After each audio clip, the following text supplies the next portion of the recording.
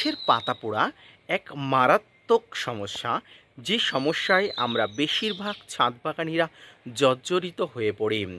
কোনোভাবেই ছাদ বাগানের গাছগুলোতে এই সমস্যা দূরীভূত করতে পারি না। শুধুমাত্র এই সমস্যা হলে আমরা ছাদ বাগানে গাছের পাতাতে পরিচর্যা করি, কিন্তু এর গভীরে চিন্তাভাবনা আমরা করি না। হ্যালো ফ্রেন্ডস, আমি কমল হোসেন এবং আপনারা দেখছেন আপনাদের সেই প্রিয় YouTube channel Gardener Tips with Kamal. ছাদ বাগানে আজকের ভিডিওর আলোচনার বিষয়বস্তু আম গাছের পাতা পোড়া সমস্যার কারণ, সমাধান এবং কী কারণে আম গাছের পাতা পোড়ে তার কয়েকটি বিষয় নিয়ে বিস্তারিত আলোচনা করব। পাশাপাশি আপনার ছাদ বাগানের আম গাছে যদি প্রচুর পরিমাণ পাতা পোড়া সমস্যা হয়, এই সমস্যা দূর করার জন্য কি কি ম্যাজিক্যাল ট্রিটমেন্ট আছে, যে ট্রিটমেন্ট করে আমার ছাদ বাগানের প্রায় অধিকাংশ পাতাগুলো নতুন পাতা এবং স্বচ্ছ পাতা বেরিয়েছে। আসুন আজকের ভিডিও থেকে জেনে নিন, না স্কিপ করে কন্টিনিউ করুন।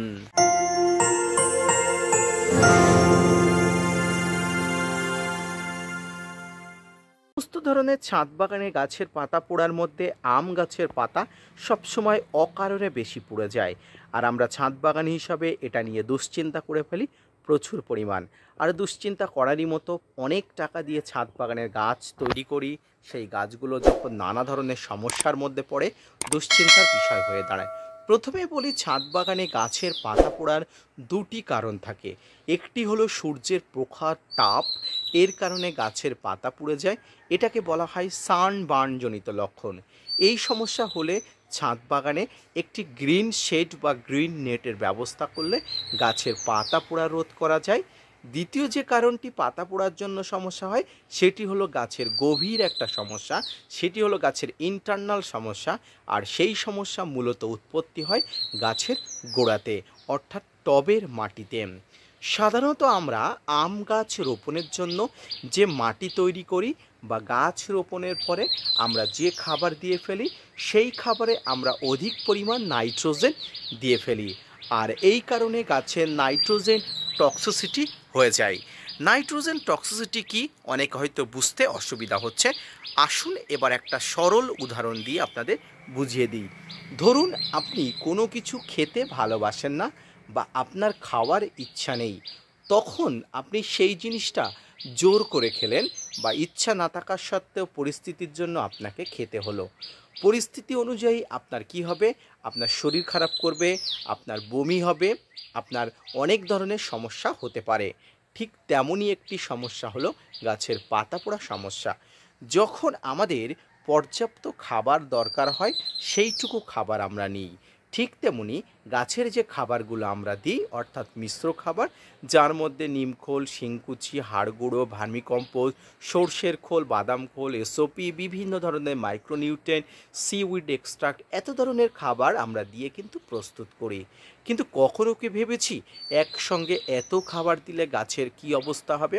হ্যাঁ ফ্রেন্ডস, যখনই গাছের খাবার আমরা তৈরি করেছি, তখনই নিমখোল, সর্ষের খোল, বাদাম খোল আমরা মিশ্রিত করেছি। কিন্তু জেনে রাখা দরকার, এই নিমখোল, সর্ষের খোল এবং বাদাম খোলে প্রচুর পরিমাণ নাইট্রোজেন থাকে, প্রচুর পরিমাণ, হিউজ পরিমাণ নাইট্রোজেন থাকে। এই হিউজ নাইট্রোজেন যখন আমরা ছাদ বাগানে গাছের মাটিতে প্রয়োগ করি, তখন গাছের মাটিতে অত্যাধিক নাইট্রোজেন হয়ে যায় এবং এই পরে গাছের কিন্তু নাইট্রোজেন টক্সিসিটি হয়ে যায়। আমাদের যেমন অ্যাসিডিটি হয়ে যায়, গাছেদের তেমন নাইট্রোজেন টক্সিসিটি হয়ে যায়। এই নাইট্রোজেন টক্সিসিটি হবার কারণে গাছের শিকড় এফেক্ট হয়, আর এই শিকড় এফেক্ট হবার কারণে দেখুন ঠিক এমন অবস্থা হয়, গাছের শিকড়গুলোতে আক্রান্ত হয়, গাছের শিকড়গুলোর এফেক্ট হয় এবং গাছ ধীরে ধীরে সেই এফেক্ট হওয়া কোনো যেসব সিমটমগুলো কাণ্ড দিয়ে সরাসরি কিন্তু পাতায় পাঠায়।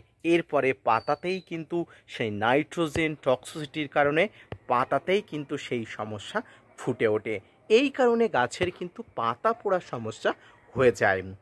এবারে পাতা পোড়া, ধরুন আপনার গাছে পাতা পোড়া সমস্যা হয়ে গেছে, আপনি এবার কি করবেন? এর ট্রিটমেন্ট আপনি বুঝতে পারছেন না, কিভাবে এর থেকে বিহিত হবেন।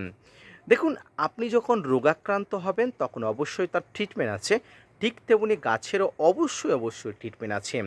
তবে এই ট্রিটমেন্টটা আপনাকে ধৈর্য ধরে করতে হবে, এটা কোনো ম্যাজিক্যাল ট্রিটমেন্ট না। এটা ছাদ বাগানিদের জন্য ধৈর্য সহকারে একটি ট্রিটমেন্ট, ধীরে ধীরে গাছ ভালো রাখার একটি ট্রিটমেন্ট। কী ট্রিটমেন্ট? সেখানে 1 লিটার জল নিতে হবে, এর সঙ্গে ব্লাইটক্স ফাঙ্গিসাইড নিতে হবে।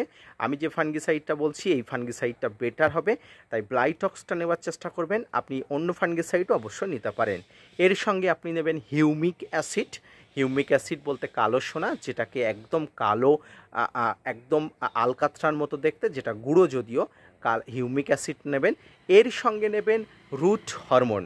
রুট হরমোন বলতে বাজারে যে রুট হরমোন পাওয়া যায়, যেমন কাটিং এড আমাদের কাছে খুবই পরিচিত রুট হরমোন, এবং সবচেয়ে মারাত্মক বা গাছের ডাক্তার হিসেবে পরিচিত যে উপকরণটি, সেটি হলো হাইড্রোজেন পারক্সাইড। হাইড্রোজেন পারক্সাইডের মধ্যে এক অণু অক্সিজেন থাকে।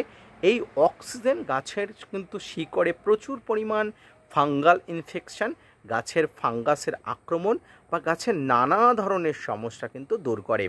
এই মিশ্রণটি অর্থাৎ 1 লিটার জলে 3 থেকে 4 গ্রাম ফাঙ্গিসাইড, এর সঙ্গে 1 গ্রাম হিউমিক অ্যাসিড, এর সঙ্গে 1 গ্রাম আপনার রুট হরমোন, সঙ্গে 10 ml আপনারা হাইড্রোজেন পারক্সাইড একত্রে মিশিয়ে নেবেন। দেখবেন মিশ্রণটি একদম কালো আলকাতরার মতো হয়ে গেছে, কারণ হিউমিক অ্যাসিড দিলে আলকাতরার মতোই হয়ে যাবার একটা বিষয় হয়ে যায়।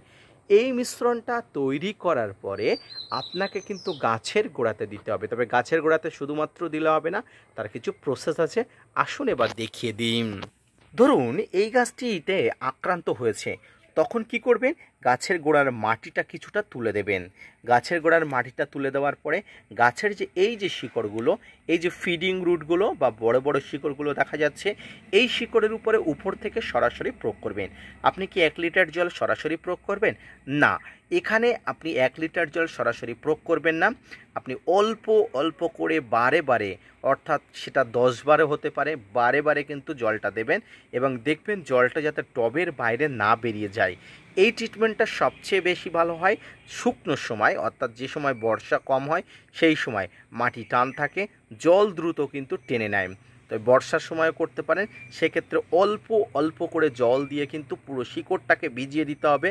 সমগ্র শিকড়ের কিন্তু ফাঙ্গিসাইড, এই যে হিউমিক অ্যাসিড, আপনারা এই যে হাইড্রোজেন পারক্সাইড, রুট হরমোন, সব যে স্তরের প্রলেপ আছে, প্রলেপগুলো যাতে খুব ভালোভাবে যায়, সেগুলো আপনাকে খুব ভালো করে লক্ষ্য রাখতে হবে। এরপরে কি হবে? আপনি কন্টিনিউয়াসলি এটা কিন্তু 1.5 থেকে 2 মাস করবেন। আই রিপিট অ্যাগেন, 1.5 থেকে 2 মাস করবেন। তাহলে গাছ কিন্তু ধীরে ধীরে সুস্থ স্বাভাবিক অবস্থায় ফিরে আসবে। এখানে আমি আপনাদের একটা জিনিস দেখাবো। দেখুন আমার গাছের এই যে পাতাগুলো, এই পাতাগুলো কিন্তু ওই সমস্যাজনিত সমস্যায় আক্রান্ত হয়েছিল, কিন্তু তার পরবর্তীতে কিছু পাতা বেরিয়েছে। দেখুন এই পাতাগুলোতে কিন্তু একদম কিন্তু সুস্থ স্বাভাবিক।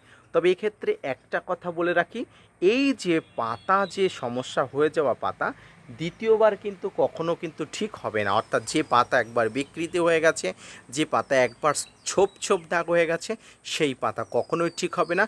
তবে তার পরবর্তীতে যে পাতাগুলো আসবে, সেই পাতাগুলো অবশ্যই অবশ্যই সুন্দর স্বাভাবিক হয়ে উঠবে। তবে ধৈর্য নিয়ে অবশ্যই আপনাকে এই কাজটি করতে হবে। আমার এক দর্শক বন্ধু, সম্মানীয় দর্শক বন্ধু আমাকে রিকোয়েস্ট করেছেন ছাদ বাগানে গাছের পাতা পোড়ার সমস্যা নিয়ে ভিডিওটি দিতে। সেই সম্মানীয় দর্শক বন্ধুকে বলবো, বা তার মতো যেসব বন্ধুরা আছেন প্রত্যেকে বলবো, এই নিয়মগুলো মেনে চলুন। দেখবেন ছাদ বাগানে গাছের পাতা পোড়ার সমস্যা চিরতরে নির্মূল হবেন। এবং দ্বিতীয় যে জিনিসটা আমি বলবো, গাছের খাবার তৈরি করার সময়, বানানোর সময় কোনোভাবেই নিম খোল, সর্ষের খোল, বাদাম খোল, আই রিপিট অ্যাগেন, নিম খোল, সর্ষের খোল, বাদাম খোল দেবেন না। হ্যাঁ ফ্রেন্ডস, কোনোভাবেই কিন্তু আপনি দেবেন না, এটুকু কিন্তু মনে রাখবেন। তাতে কিন্তু ছাদ বাগানের গাছ ভালো থাকবে, সুস্থ স্বাভাবিক থাকবে, পাতা পোড়ার সমস্যা দূর হবে, কোনোভাবেই কিন্তু গাছ মারা যাবার সম্ভাবনা থাকবে না। আশা করি আজকের এই বিস্তারিত আলোচনাতে আপনি বুঝতে পেরেছেন। যদি কোথাও কোনো বুঝতে অসুবিধা হয়, গার্ডেনার টিপস উইথ কমল সব সময় আপনাদের পাশে আছে। সব রকম প্রশ্ন আমাকে করতে পারেন, সব ধরনের প্রশ্নের উত্তর দিতে আমি সর্বদা প্রস্তুত। ধন্যবাদ।